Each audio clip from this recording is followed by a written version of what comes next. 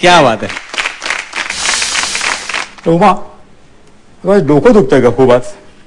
चिपकाल डोकं दुखतंय, जरा काहीतरी उपाय कर ना जरा प्लीज. काय करू मी सांगा ना. काहीतरी दे मला, इतकं डोकं दुखतं ना. एक मिनिट थांबा जरा. हे घ्या, हात पुढे करा. हा 1 2 3 आणि 4 गोळ्या. 4 गोळ्या घेऊ? घ्या ना 4. तू डोकं चेपणार नाही माझं? नाही. मला जवळ नाही घेणार? गोळ्या घ्या ना. मला सांग कशा घ्यायच्या गोळ्या? 1 गोळी सकाळी, एक सकाळी, 1 गोळी दुपारी आणि 1 गोळी रात्री. 1 गोळी सकाळी, 1 दुपारी, 1 रात्री. इकडे आता आणखी काय राहिलं? चौथी गोळी कशी घ्यायची सांगू? ही चौथी गोळी ना. हा उद्या सकाळी उठलात ना तरच चौथी गोळी घ्या. आता असं काय झालं तुला रुसायला एकदम? आला? हा आलो. या. हा सांग. थांब, उभे राहा. काय झालं? हा तुम्हाला माझा आवाज माहिती आहे ना कसा येतो? अगदी चांगला, मस्त. कशी गाते मी? अगदी सुंदर. अशी संध्याकाळी गायला बसले होते. तू गायला बसलीस? संध्याकाळी 5 वाजता. काय म्हणतेस? आणि काय झालं माहितीये? हा काय झालं? त्या खिडकीतनं ही चप्पल आली घरात.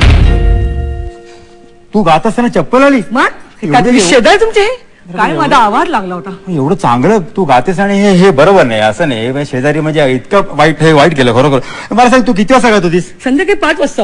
5 वाजता गायला बसलेली मग? आणि चप्पल आली. एक काम करतेस का? आता आणखीन काय? उद्या संध्याकाळी परत 5 वाजता गायला बस. म्हणजे काय होईल? दुसरी चप्पल येईल, म्हणजे मला घालायला मिळेल ना. अहो इकडे या. हे काय आहे? ताजमहल आहे ना ताजमहल. ताजमहल तुम्हाला माहितीये ना काय? शहाजहानने आपल्या लाडक्या बायकोसाठी तिचं प्रेमाचं प्रतीक म्हणून हा ताजमहल बांधला. समजा उद्या मी मेले तर तुम्ही काय कराल? अरे सगळं करीन, आधी मरून दाखव. आणि समजा मी मेले तर लगेच दुसरं लग्न कराल? मी काय ते आराम करीन. तू काय करतेस काय मला कळत नाही.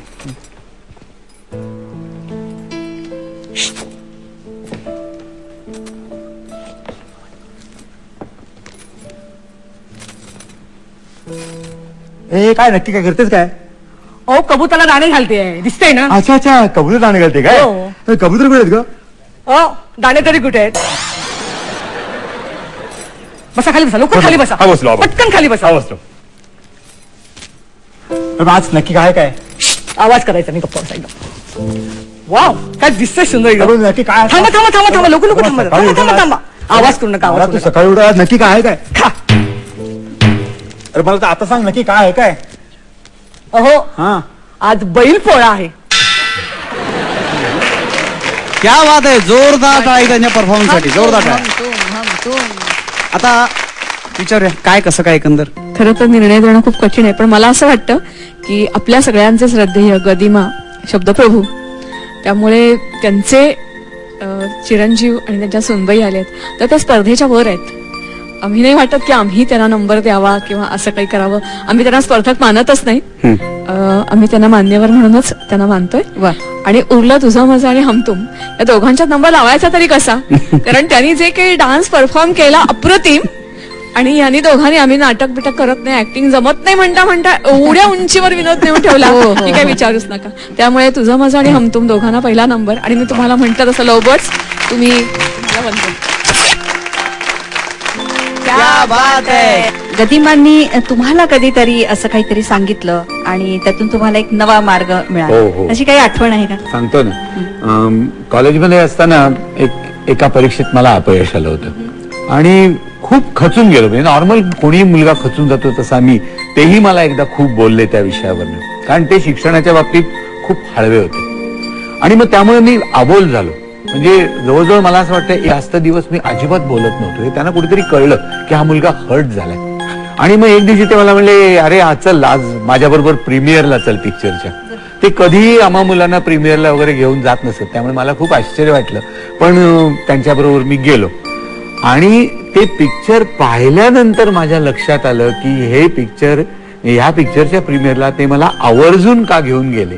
कारण त्यात असंच एका अतिशय फ्रस्ट्रेशन मधून त्या नायक गीत बाहेर काढतं असं गदिमानेच लिहिलेलं गाणं होतं ते. तर त्याच्यातून तो नायक फ्रस्ट्रेशन मधून बाहेर निघतो असं त्यांनी दाखवलेलं होतं. उलट आनंदी याच गाण्यावर आपण आपल्या कारण जीवनाचा संपूर्ण आशावादी सुंदर असा सूर गदिमांनी त्या गाण्यात लावलेला आहे. झटकून टाक जीवा दुबळेपणा मनाचा फुलला पहा सभोवती. फुलला पहास भोवती आनंद जीवनाचा झटकून. त्यामुळे भेटूया पुढच्या भागात याच वेळी याच दिवशी तुमच्या सनफिस्ट मारी रेशीम गाठीमध्ये. तोपर्यंत नमस्कार.